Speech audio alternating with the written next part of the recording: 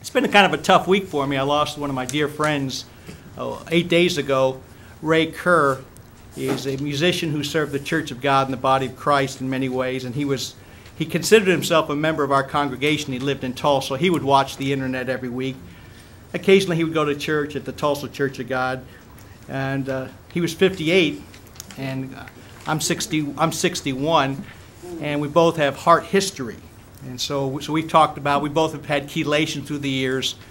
We'd share things, and so I was up there, went up there Monday and got back Thursday, spent some time with the family, and coordinated the funeral. It was a long funeral by the family's choice. It was a 2-hour funeral with lots of eulogies and lots and lots of music. And I was just the moderator. So it was a busy time, and I was emotionally drained Wednesday night after the funeral. Not only just personally, but just trying to be there for the family. I was really emotionally drained. And then one of my friends up in Indiana died, Sarah Osborne. That's Jeff Osborne's mother.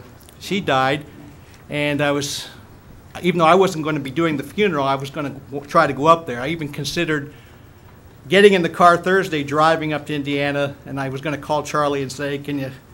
But I thought, well, I'll try to get up to Indiana and visit the Jim and all the rest of the family weeks down the road, and I wanted to come back for all my obligations here today and back in Big Sandy, and then also I've got a wedding tomorrow, so I had a lot going on. But it's been pretty rough week that way. I'm trying to help Ray Kerr. See, part of the thing was, whenever I do a funeral, oftentimes, not every time, oftentimes at a funeral I like to play the song "Friends Are Friends Forever." And Ray Kerr sings that really nicely. In fact, we had an agreement. This is all backwards. He was supposed to sing that at my funeral. Of course, whenever I'd ask him to sing that, he'd say, "Well, let's not make it too soon." I said, "Okay," but he was going to come down and sing that at our funeral. In fact, he still may, because we may put out, I'm not trying to make it happen soon, by the way, but down the road, we can play a CD of him singing it. And his kids told me, he's got 4 kids, and they all sing, and they said, "Well, we'll come down and sing the song." So it just was awkward, because it just wasn't supposed to be the way it happens. 58's awful young, and he had heart troubles. And so I kind of threw a curveball, but it made me realize what good friends I have. Boy, I'm really blessed. I've got wonderful friends, and I hope you do too. I hope you value your family. I hope you value your friends as you go through this life, as we're on this journey together. The title of my sermon today is entitled, "Lead Them to the Rock." Lead them to the rock. And as you know, when we give presentations, all of us as teachers, and you have a variety of teachers here, and you bring guest teachers in. We love guest teachers coming in. We get people, we all plant seed. You know, we don't, in Big Sandy, we don't invite anyone up who has all the answers and tries to cram things down our throat. If we know that, we don't invite them. We like people who are just willing to plant a few seeds and let God give the increase. And that's what I'm going to try to do today. But we're all living this life. When you see people having difficulties, how do you try to help them? How prepared are you to help them? Because not only do we have good information, a teacher not only has good information, we want the best information, but we'd like the best approach. We'd like the right approach. So how do you help somebody? Consider someone whose heart is overwhelmed. Their life is just overwhelmed. Or a person who's in a time of tribulation. Or a person who's surrounded by evil. Or a person who can't find direction. How do you help people like that? I just want to give you, in my short time today, I want to just give you 5 things to think about as you try to help people. And of course, the theme, lead them to the rock, because Jesus Christ is the rock. So as we're trying to help people, we're trying to point them to the real source. Look over in Job chapter 2, verses 11 through 13. Job chapter 2, verses 11 through 15. I'd like to give you just 5 little reminders. When you're successful, you'll realize you're doing these things. And if you feel like sometimes you've not been successful, you'll realize, I haven't been doing those as well as I should be. The first one is seek to let people know that you love them by your actions. Job chapter 2, verses 11 through 13. The book of Job is a great book for helping us understand how to deal with people. It shows us the good things and the bad things to do. Let me caution you, by the way, those of you who are teachers, This really nothing to do with the subject, but I just want to throw it. We're talking about the book of Job. Be careful how you quote the book of Job in your presentations, because in the book of Job, there's bad advice given. The three friends gave bad advice. And so many years ago, I learned that, and so it's affected me. When I'm reading some beautiful words in Job, I'm looking, who said it? Because if it's from the three friends, the Bible says God was angry at the three friends. But I sometimes hear people quote these English words out of the book of Job and making a point, not realizing that God criticized their advice, that their advice really was not helpful. The problem was, in the book of Job, the three friends did not help it, ultimately. They did not help. They did one thing right, and that was before they started talking. When they started talking, it all went downhill. Their advice was bad. So again, if just a friendly advice, if you're teaching a class or giving a presentation in a church, be careful how you quote the book of Job. Make sure it's Job talking and not one of the other three. Because look here in Job chapter 2, verses 11 through 13. Job had gone through his trials, lost his possessions, lost his business, lost his home, and lost his family. Going through these trials, verse 11. Then when Job's three friends heard of all this evil that had come upon him, they came from their different places to where he was, Eliphaz, Bildad, and Zophar. For they'd made an appointment together to come to mourn with him and to comfort him. So coming to comfort someone is really good. Of course, you think, well, what words would you give to comfort? Well, when they lifted up their eyes afar off, they couldn't recognize Job. And they lifted up their voice and wept. You know, when people are mourning, their face gets disfigured. You know, you have happy eyes or sad eyes. Your hair gets messed up. And they, when they saw their buddy, Job, they rent their mantle and sprinkled dust upon the heads toward heaven, which was the way of doing it back then. Thankfully, we don't do that today, but they did it back then, showing their sorrow, showing their repentance, showing their grieving. Verse 13, then they sat down with him on the ground 7 days and 7 nights and didn't say a word. That was their high point. That's when they did good. Because when they started talking, they got Job all stirred up.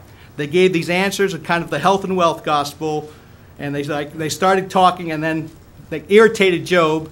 And Job vented. And Job, who did not sin at the beginning of the trial, actually did sin through the trial because he vented because these three friends were a bad influence. The point is, friends, we can seek to show people we love them by our actions. Again, this past week up there with the Kerr family, I watched a lot of people. I watched some people I know who aren't part of the Church of God. One lady came in and just cleaned their house, just cleaned it, top to bottom, scrubbed it.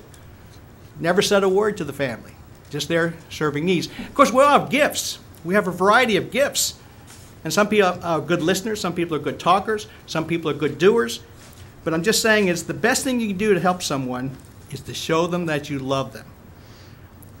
You know, I've looked back through my years as a pastor. When you've been a pastor as long as I have, you've certainly made mistakes through the years. And so it was really nice occasionally to hear when someone says you did something really good. And Janine Case, Vernon and Janine lost the baby years ago. And they remind me this periodically. I forgot all about it. I forgot all about it. But apparently I did something good this time, because when they lost their baby, I came, and Janine quotes me saying, I don't know what to say, but I know what to do. And I just gave her a hug. And I don't remember anything of that, but she keeps telling me that. And I'm so glad. I thought, okay, now I want to remember that. Certainly the words aren't important. In fact, I have a friend, excuse me, I have a friend who, up in Cincinnati, Ohio, they lost their daughter. His husband and wife, both of them are friends. They lost their daughter. She was about 20 or 21, and she was in an automobile accident. And she had a child out of wedlock, but she was going to get married. She was engaged to get married. And in fact, it was really sad, because even before they buried their daughter, they're already entered into a court case where the real dad was going to be trying to get custody. And so it was a long process. This happened at the end of August, And the court case ended in June. They were battling for all those months. They wanted to keep custody of their little grandson. They didn't want the real dad to have custody. Now, again, normally in a perfect world, you like the parents to be the ones involved with that. But there are sometimes reasons why a parent loses their opportunity to take care of the child. Well, in fact, I went up there in June. I was scheduled to go there that Sabbath and speak at that congregation, and I stayed with that family. And I knew when I got there, one of two things was going to happen. Either we were going to hear that they gained custody of the child officially, and we were going to celebrate. Or we were going to hear that they didn't, and I was going to be there to try to help them in their hour of need. Well, the good news was they gained custody. I got there, instead of having to help them, by that Friday when I got there, it was a big celebration. And what was really interesting talking with them is they said, well, some of the stupid things we say, when we as people say.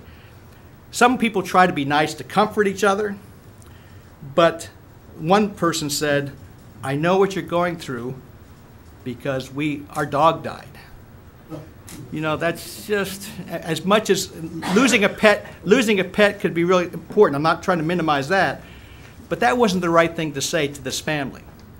But here's another one that came up. She said, if one more person tells me that God loves me, I'm going to scream. Now think about that. If you tell someone that your dog died, that's not the best thing to say. But is there anything better to say than God loves you? There is nothing better to say than that. So the person saying they chose good words. But what did they miss?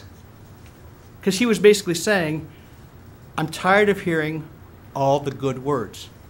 So we can learn in trying to help people, even when you have the perfect words, do you have to say them? There's a time to speak, there's a time to be quiet.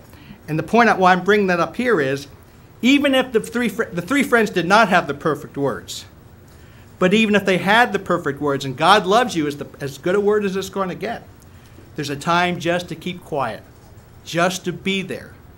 Again, with all the experience of Charles and Larry and others of you, the experience, you know that when you go in those situations. And not only I shouldn't just focus on the men, because actually the women are usually better at this than the men are. The women are better at comforting. The women are better at giving a hug. The women are better at being there. Man or woman, we can be there at the time and let them know we love them by our actions. The second point I want to give is seek to show emotional support by listening. Seek to show emotional support by listening. James chapter 1, the Apostle James, he gave some great advice as throughout the Bible. There's great advice, and James' epistle has great advice. James 1 verse 19. We can show emotional support by listening.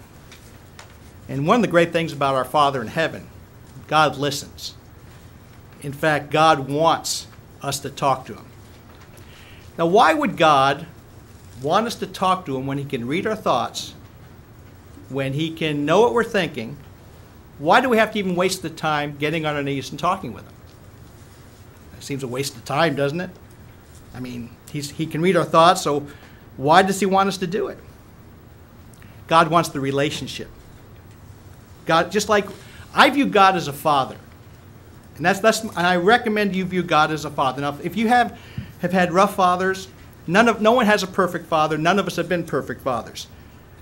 But if we can view God as a father, I think your life will get so much better. And then, of course, if we can help other people view God as a father, we can help them out too. But, viewing God as a father, don't you want your kids talking to you? Remember when your kids were small and they jabber? Sometimes when kids are real tiny and jabbering, they wear you out. We can't wear God out, but kids can wear us out. And the kids are jabbering, and maybe even went through a period of time, it's like you got tired of hearing it, and then they grew up and went away, and you wish you could hear it again. Don't you want your kids talking to you? See, that's the way I look at God. In fact, I have a sermon I give.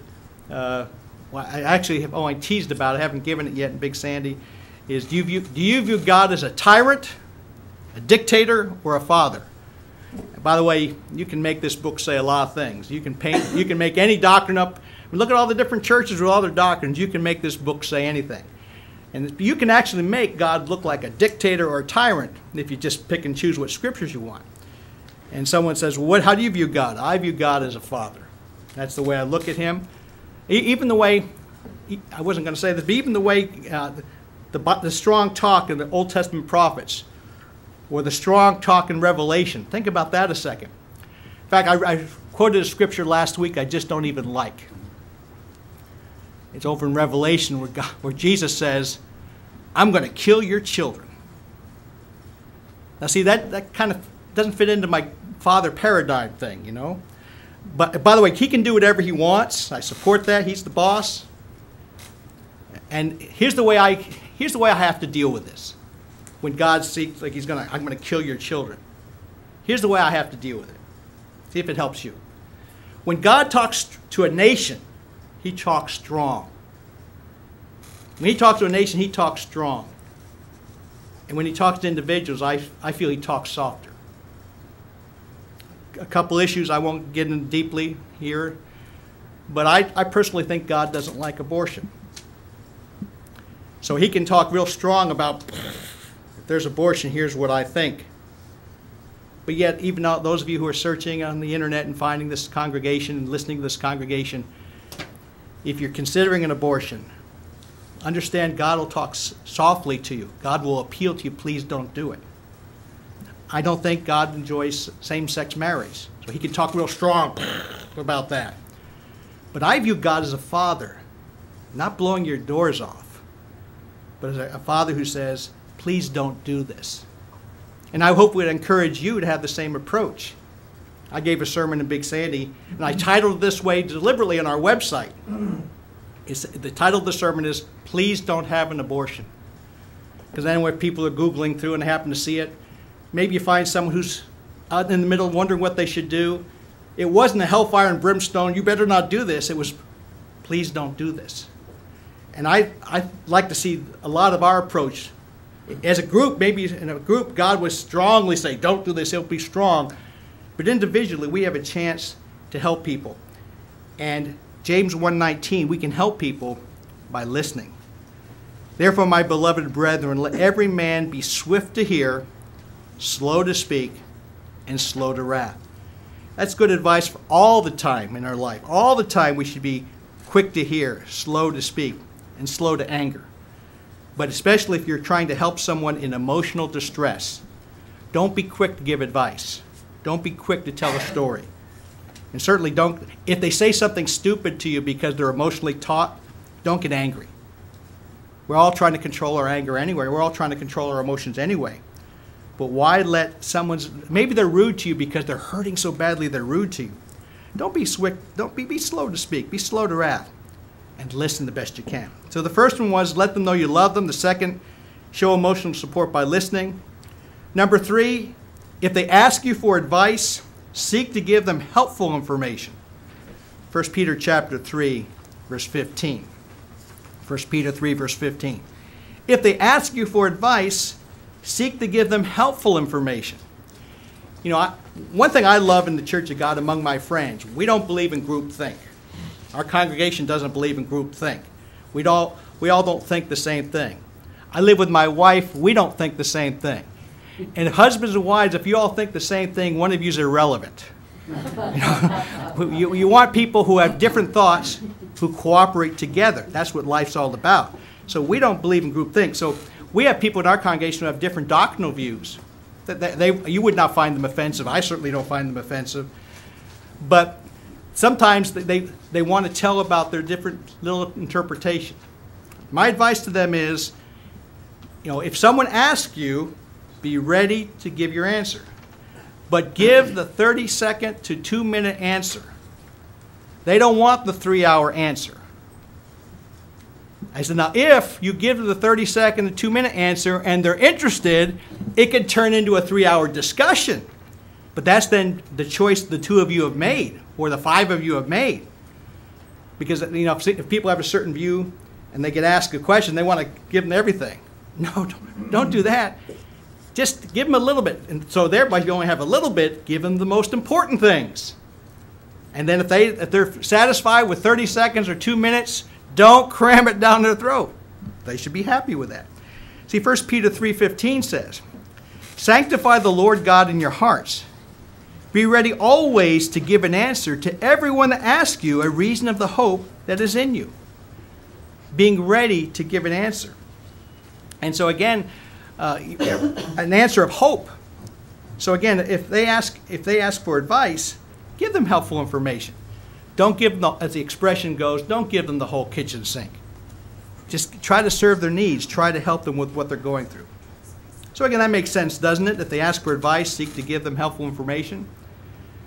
Number 4, there's a time to give unsolicited advice. There is a time to give unsolicited advice. So let's look at Proverbs chapter 27, verse 6. Proverbs chapter 27, verse 6.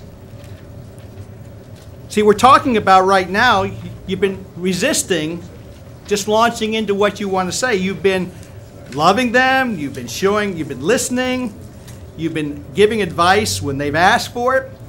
But there is a time to give unsolicited advice. If you have a relationship in a marriage, I mean, you've got to sometimes give unsolicited advice to your mate. To your children, you give unsolicited advice. And depending what age they are, you talk to 2-year-olds different than you talk to 35-year-olds. You talk to 6-year-olds differently than you talk to 40-year-olds. But there's a time to give unsolicited advice. I don't tend to give a lot of unsolicited advice to people, and I don't tend to give a lot of unsolicited advice to my family. Even though I've been a pastor for a long time, I don't preach at my family. In fact, I don't preach a lot. I don't preach a lot because I've been stuck too many times in elevators with people who start preaching the Bible to me, and I didn't ask for their help. I didn't ask for their knowledge. Didn't ask for their information. Quite frankly, it turns me off. So if I want to be fair, then I don't want to be preaching to others if I get turned off. One time my sister was going through a divorce, and it was really troubling me because in our situation, again, you don't know all the facts, and even if you did, you might disagree with me. But in our situation, I felt like she should not go back to him. And I just thought, oh man, what am I going to do? She's not asking for my advice. I don't give her a lot of advice. I don't preach at her. What am I going to do? Well, I sat her down. I said her name, and I said, you know, you can flush this advice down the toilet. I counted the cost that she may never talk to me again. And sometimes you meddle in someone's life. Some people can pull away from you. I thought, well, I talked to her and I said, I don't think you should go back to him. I think you'd be making a mistake. If she didn't go back to him, I don't even know how much my advice influenced that. Maybe she was already not going to go back to him. But it wasn't only a matter of what she thought. How could I live with myself? I could not have lived with myself if I didn't talk to her. Now you say, what? So you do that every day? No, it's the only time I've ever done it in her life. Because I don't think we should be bossing people around, pushing people around. But there is a time for unsolicited advice. Proverbs 27 verse 6 says, faithful are the wounds of a friend, but the kisses of an enemy are deceitful. So sometimes advice can wound. Sometimes information can hurt. But if you have built up a relationship of faith and trust, those are great. Now, again, you don't want people always flattering you. You don't want people always telling you how good you are. You don't want that. Because, I mean, that's what salespeople do. Sorry, Nancy. The reason I think of Nancy, Janine, who's Nancy's friend, she goes, why are you so hard on salespeople, Dave? She always says it all the time. Well, I'm not hard on good salespeople like Janine or Nancy, but their profession is to weaken you. There are bad mechanics, there are bad salespeople, there are bad preachers, okay? So I'm not picking on anyone. Let's all be good at what we do. Let's be a good lawyer, not a bad lawyer. Let's be a good mechanic, not a bad mechanic. Let's be a good salesman, not a bad salesman. Let's be a good preacher, not a bad preacher. People will manipulate, and they try to wear you down, and they tell lies. And look at our political landscape. There's so much lying going on now that the polls show that people expect politicians to lie. And people don't even get upset by it anymore. It's just a cultural way to do things. So again, if you have people deceitfully telling you something, which you want to hear, either to make the sale or to get reelected, or whatever reason, there's nothing good in that. So we're talking here about faithful are the wounds of a friend. There's times to give unsolicited advice. I have a couple scriptures you can consider later on, 2 Corinthians 10, verses 1 and 2. That's 2 Corinthians 10, verses 1 and 2. That generally it's best to start with meekness and gentleness, and then sometimes you have to go to boldness. Then there's also Galatians 6:1 that talks about, that's Galatians 6:1, talks about the spirit of meekness. So even the Bible, when it says to give unsolicited advice, gives us instructions and reminders how to do it. But again, if you're helping people, sometimes you have to speak up and warn them. Sometimes if you see someone making a mistake, you're just going to hurt them. You're trying to help them. You sometimes have to give that unsolicited advice. Number 5, the last one. Do you seek to influence people to have a better relationship with God? Do you seek to influence people to have a better relationship with God? Let's turn to Acts chapter 20, verse 32. My job, I'm full-time trying to help people. That's what my job is. A lot of you have other jobs, and then you help people around your work schedule. But my job is to help people. Whether it be sometimes I drive them to doctor's appointments, well, a lot of things we get the chance to do. And sometimes you help them when they're having difficulties. The sad part about that is most of what I deal with, I can't fix. I can't fix it. I can't bring Ray Kerr, my friend, back to life again. So when I'm dealing with Pam and the kids, I can't snap my fingers and fix it. So I have to try to help them get plugged into and stay plugged into the one who does fixes things. So that's why all of us, we as pastors, can't think too highly of ourselves because, quite frankly, we have a role to play, and hopefully we do that role well, but we can't fix a lot of things. But hopefully we're skilled at helping people get plugged into the source who can fix things, the source who can make things better. I have a theory, and I gave it down in Albert Foy's church down there, and one lady came up and argued with me about it. I told her, I said, I don't want to be needed by anybody.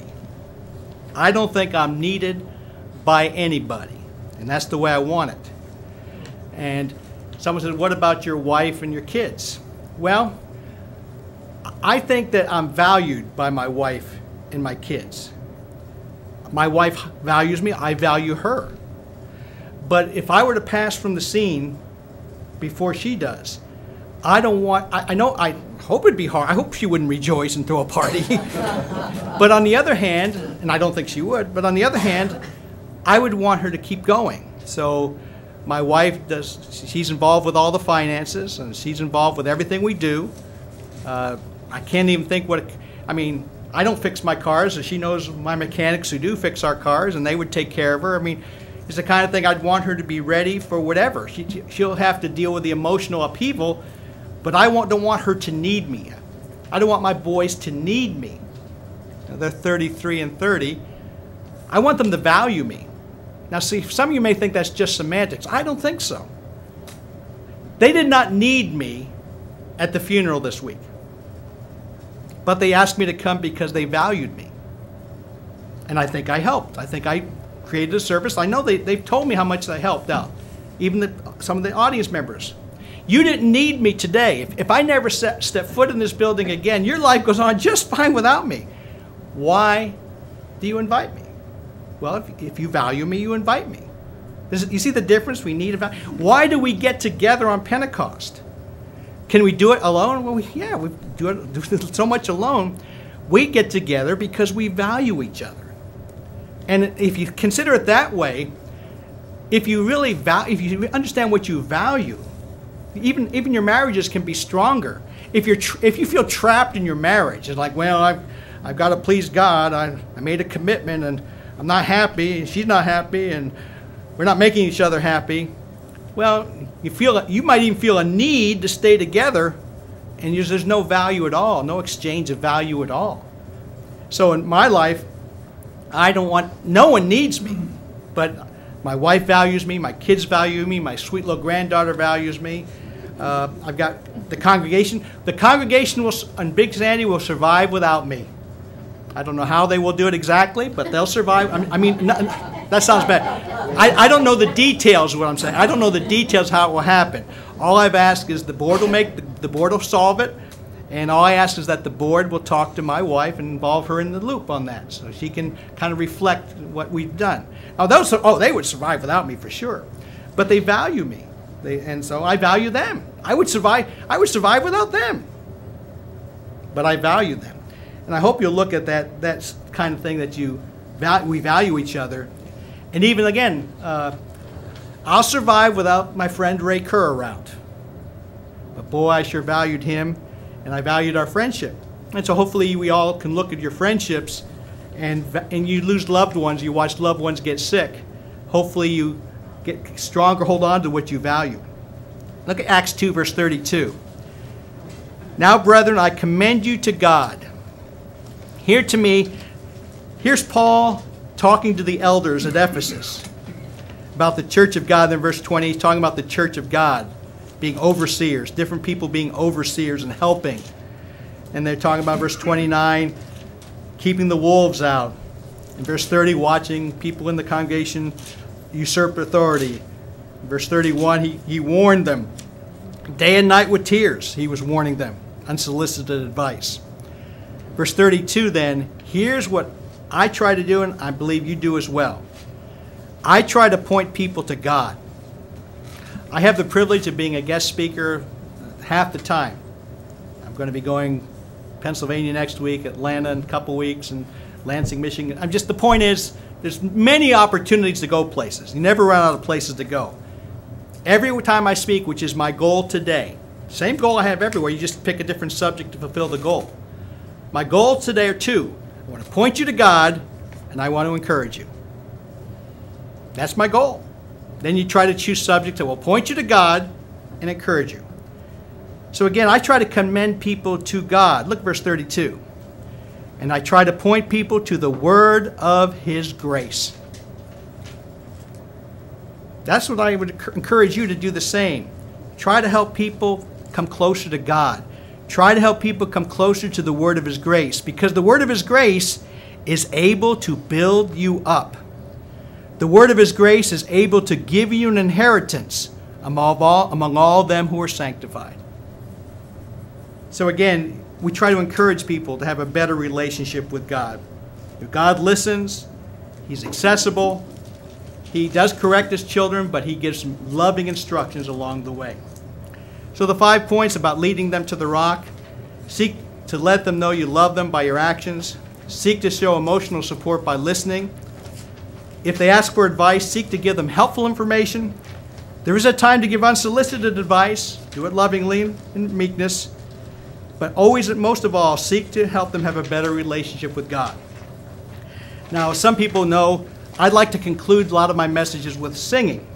I'm not going to sing. You can rest assured by that. Actually, I'm going to have a little tribute to my friend Ray Kerr and his Tulsa choir. They sang a song, and I gave it to Jeff. If it works, and Jeff says we think it'll work, it'll be track 4, Jeff. But as you hear the song, think about yourself and think about the others you're trying to help. When your heart is overwhelmed, when you're in a time of tribulation, when evil surrounds, when you can't find direction, lead me to the rock.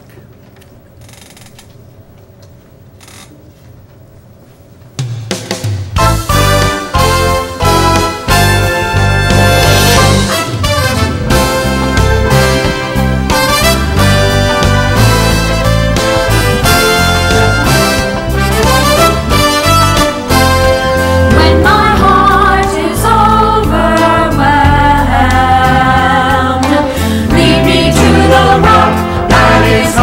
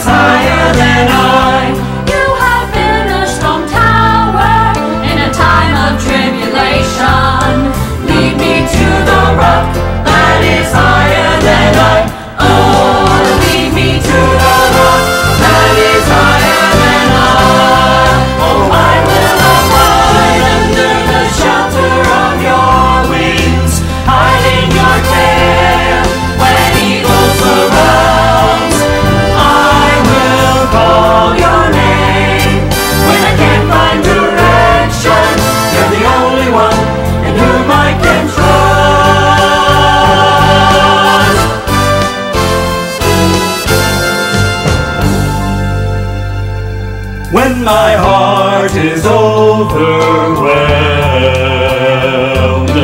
Lead me to the rock that is higher than I. Lord, please hear my voice and attend to my prayer. Lead me to the rock that is higher than I.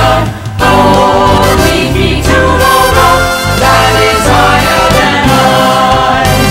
Lead me to the rock.